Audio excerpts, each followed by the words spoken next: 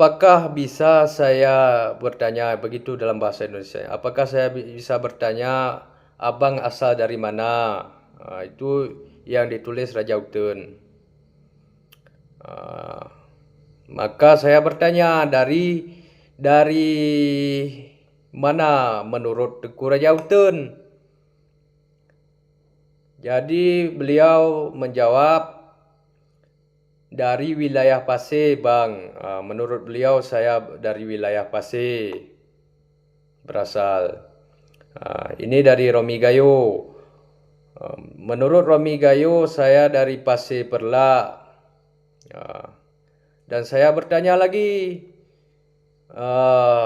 dari mana saudara Raja Uten dan Romi Gayo bisa mengatakan saya ini berasal dari Pasir dan Pasir Perlak? Romi Gayo menjawab, dari kerendahan hati dan pemersatu. Anwar Ibrahim menjawab, dari logat bahasa Indo dan wajah. Dari Raja Uten menjawab, sama jawaban dengan Romi Gayo.